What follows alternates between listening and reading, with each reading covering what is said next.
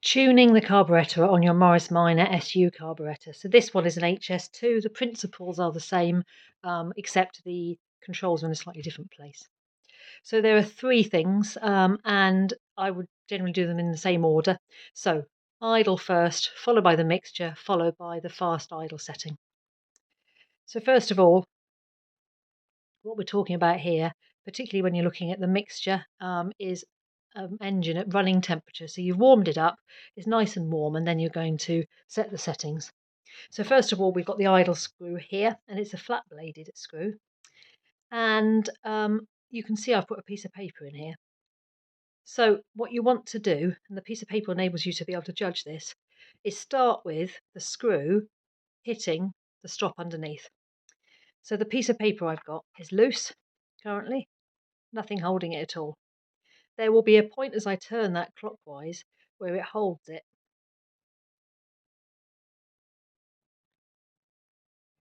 Okay, it's just gripping it there. So what you want to do then is turn it a further turn and a half. So I'm going to go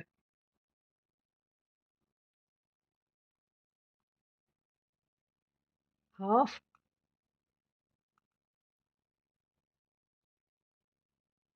half,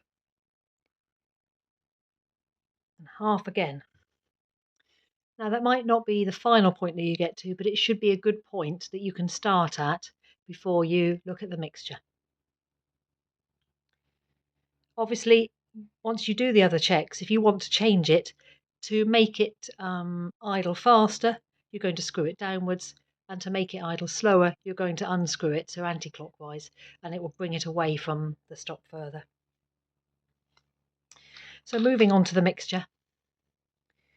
So this is the jet here, and inside you have the piston which has a needle on the bottom, and the needle is tapered.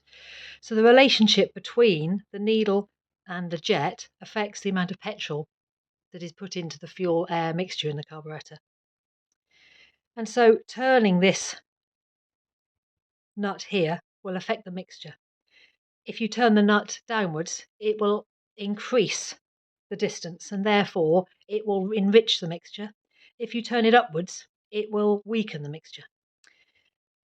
And so again, with an engine which is warm, what you can do is, once you know whether the mixture is weak or rich, and we're going to do some videos on methods of that, you can then turn this. Now it's really important that you keep your finger on the bottom here while you do that to make sure that the jet continues to be held in position while you turn it. So if you want to enrich in the mixture, you're going to turn the nut to the left and therefore push the jet down. So putting your spanner on there, you're going to turn it to the left.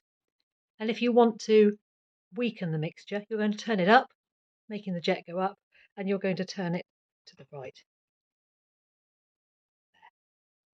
You would do it a flat at a time until you're happy that the mixture is correct. Okay, so once you have set your idle and your mixture, you can then turn your attention to the fast idle cam, which is here. So fast idle is when the choke is almost pushed all the way in, but just adds a little bit of extra fuel air mixture when the engine is initially cold. So what you want to check with the choke in, of course, is that this has a gap of 15,000. So I'm just going to get a 15,000 feeler gauge. So I'm just going to put a 15,000 feeler gauge through there, and they should touch both sides, a bit like when you do the points, and you'll know that it's set right. And you can check it by starting the engine and pulling the choke knob out about 1/4 of an inch. And that movement turns the cam and opens the throttle without operating the choke, and that is what gives you the fast idling speed. So once you've done all those settings, you can obviously go back and reset anything that's not quite right, the idle, the mixture, etc.